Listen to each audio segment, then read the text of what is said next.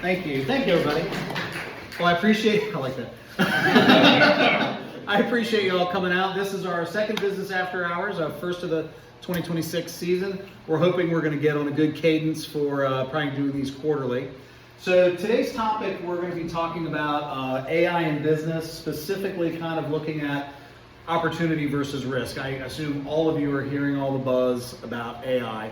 So I'm going to try to keep this to 10 minutes so we can get back to socializing and food and all. But first off, just kind of a practical guide. I want you to be able to walk out of here with some real usable knowledge. Some cautionary tales maybe, but hopefully walk out of here, don't be scared, and have a path forward on how you can move forward with AI in your business. So I would like to start by sharing a story though. I had a company call me a few months ago, and their finance manager had gotten an email from the CEO that said, hey, I need you to transfer some money on this project that we're working on. Here's the information. And the woman was like, came from the CEO. It was definitely in his tone and his voice. And it specifically referenced a project that they were actively working on. So they initiated the transfer. The only problem, it was fake. And so that AI, we all remember the days with, the Nigerian prince and all that, those days are long gone. The scams are way better now. AI, it's writing better, the language and dictation is better. But something that happened here is the AI, they actually used AI to go out, learn about the business, learn about the CEO. They pulled publicly accessible documents, one of which was a public bid where they had been awarded this project. So they were able to reference real-time things in this email. So I always, we have got to get to a point in this industry and just businesses be a little savvier. So if someone emails me or any one of my team asking them to move any kind of money, you go talk to them face to face, call them on a number you have. Don't call the number that's in the email, because I guarantee you they're going to answer and say, yeah, it's real. Go ahead and transfer that money. So we want to definitely, when that realization hit, it was like, oh God, we use these AI tools in our business, but so are the cyber attackers. And their attacks are getting better, more frequent, and more believable. So let me get a little clicker. So I want to talk to you about both sides of AI, the opportunities that it can create for your business, but also some of the risks that are inherent with it. So why does AI matter right now? AI is no longer a future technology. It's here.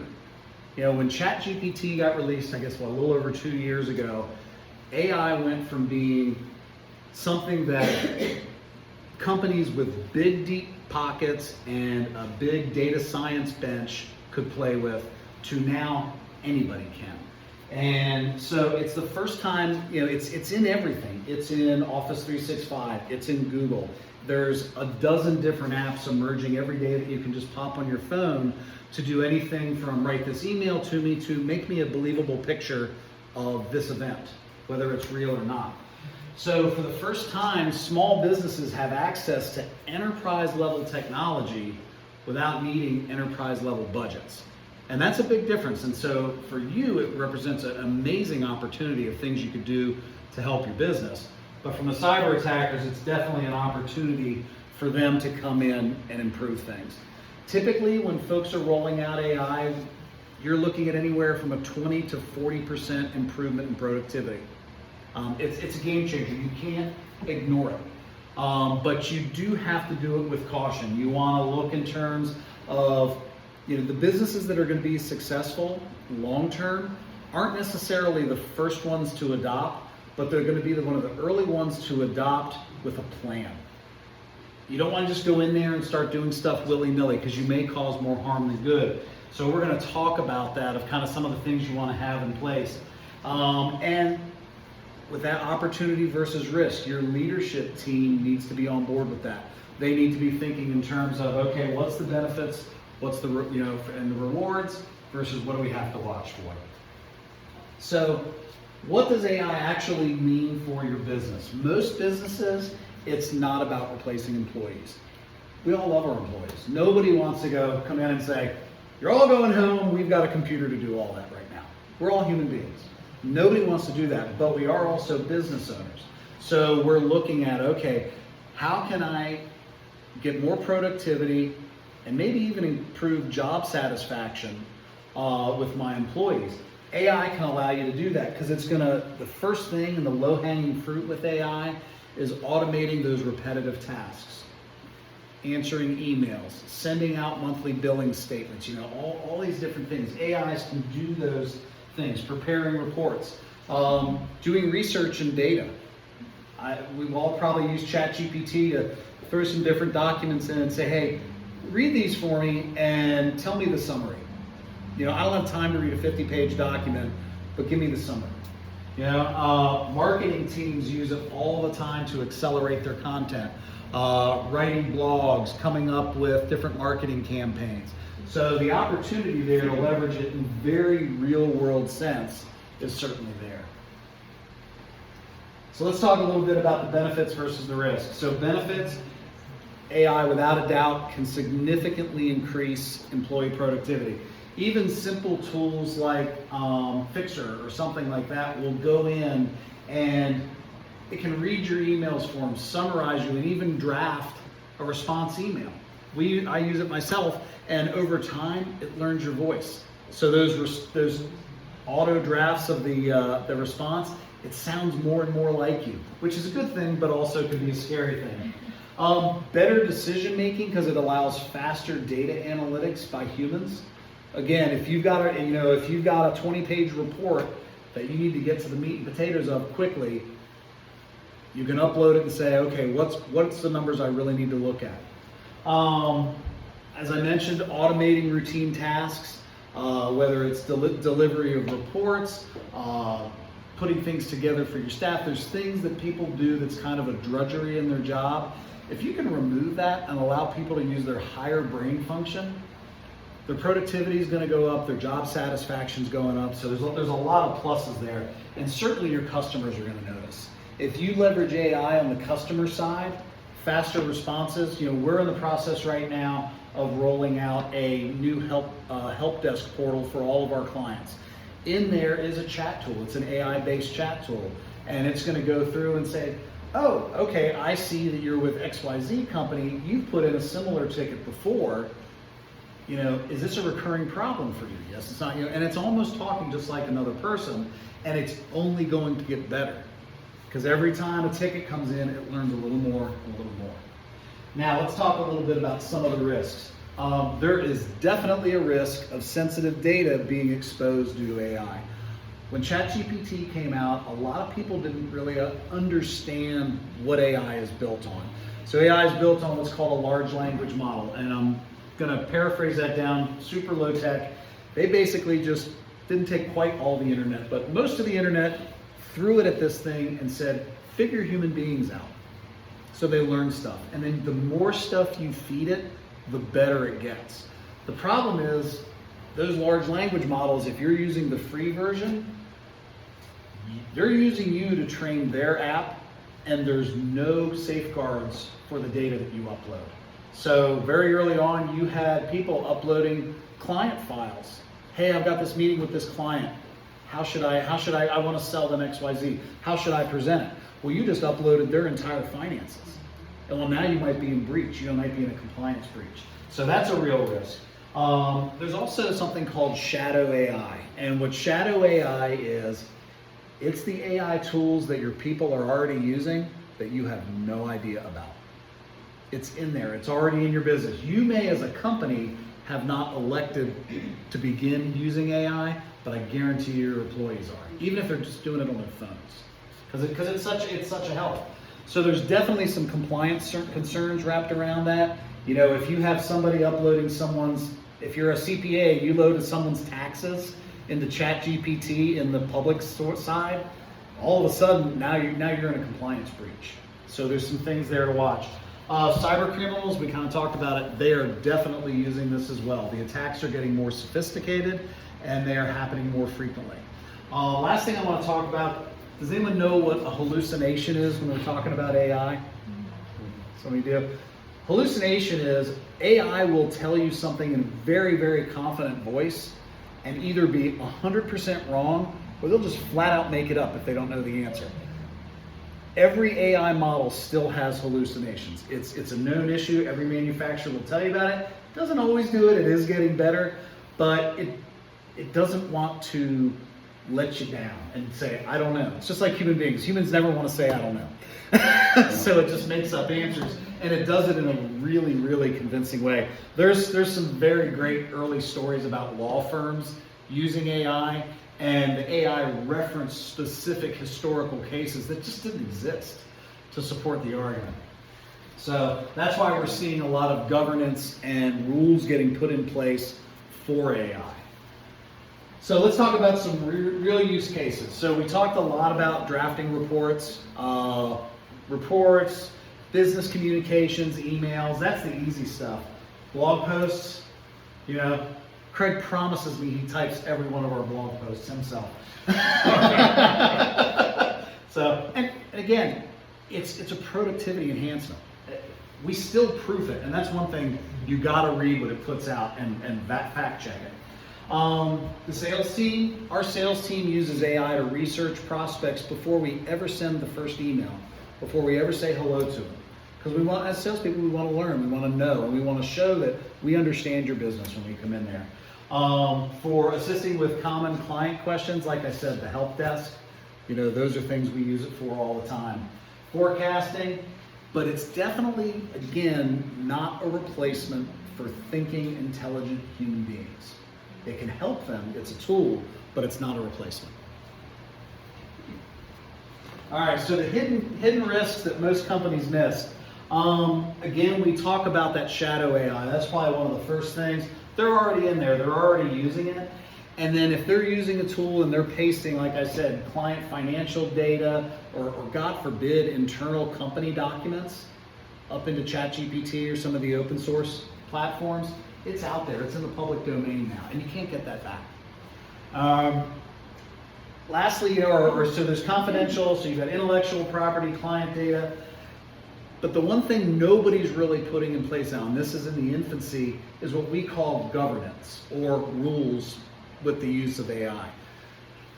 Really, our company for the last 5 years has been doing nothing but talking to companies about cybersecurity and the importance to have governance around cybersecurity. You got to have rules, you got to have policies, you got to train your people.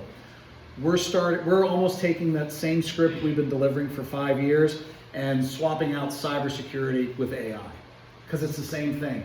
And I can tell you right now, the government will be a decade before they ever figure out and start writing policies.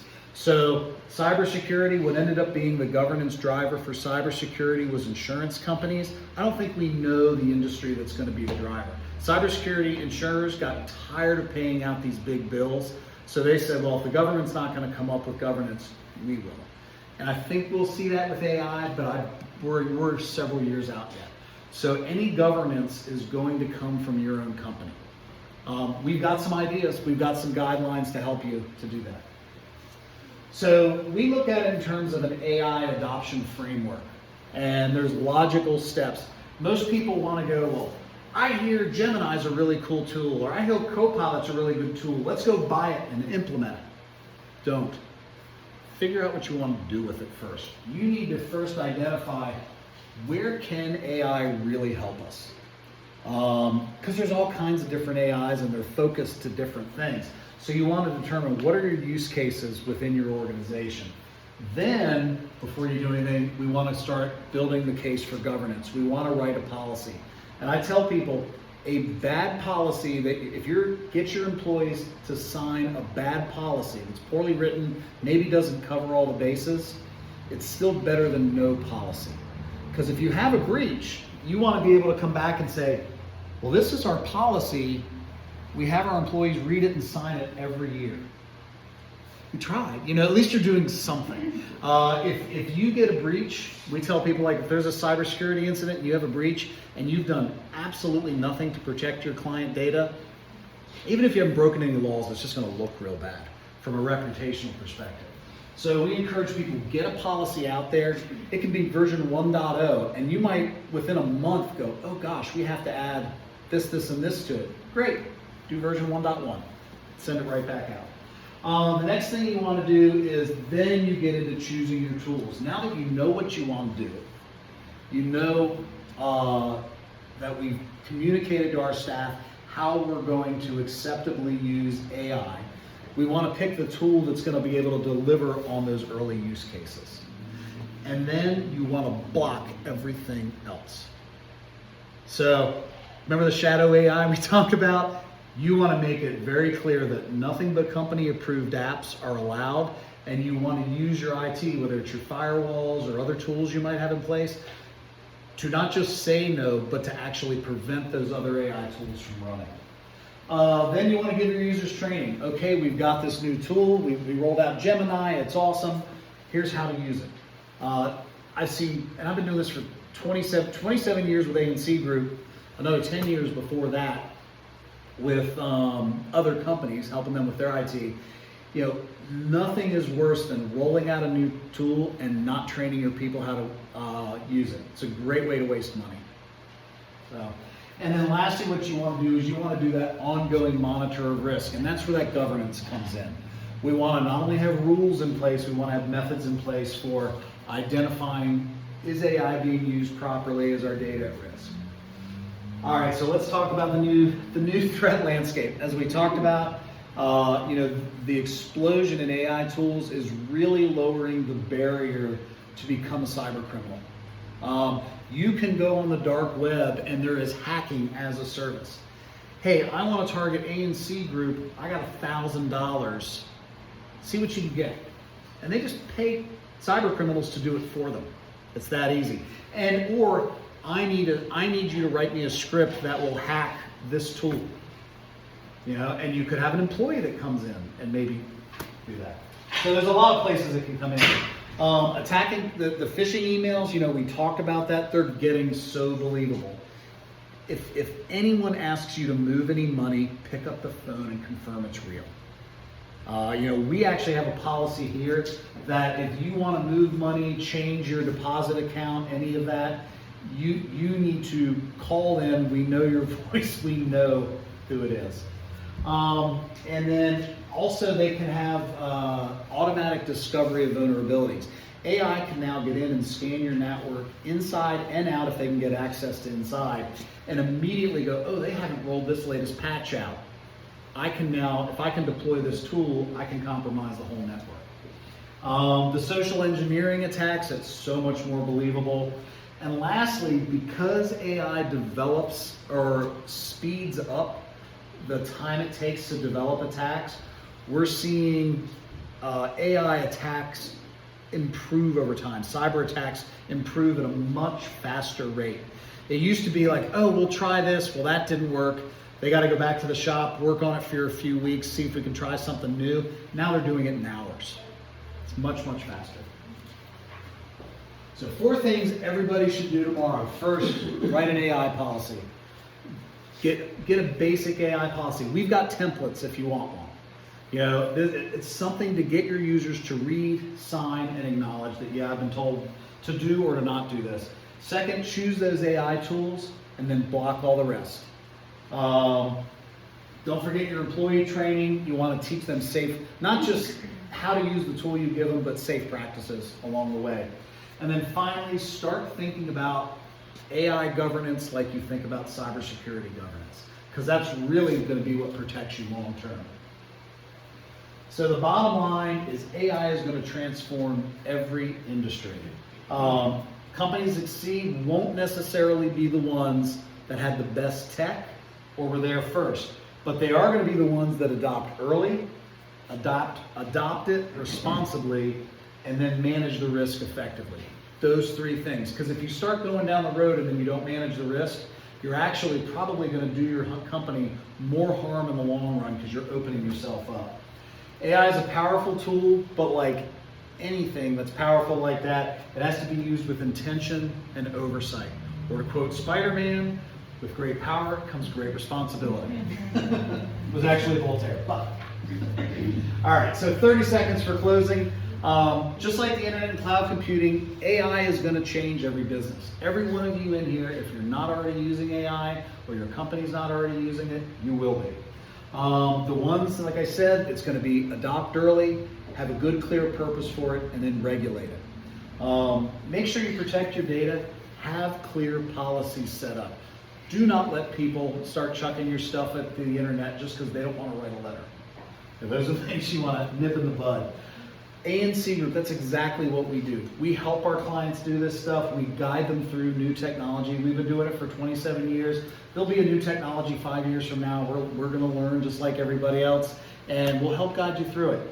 So if AI is something that you're starting to explore, or you're already got your toe or a whole foot in the water, but you don't feel like you're at a solid footing, we would love to talk to you, because that's what we do, and I think we could help you. So thanks everybody. I appreciate you all coming out. Thanks for letting me give a little bit of your time. There's plenty of food. Make sure you make your plates full and empty them. And like I say, there's some gift bags in the back there. Please have some conversation, shake some hands, and thanks everyone for coming. Thanks everyone. Try. All right, I'm watching that man right there, and he doesn't have a drink. Would you like something to drink? Rocky? Rocky.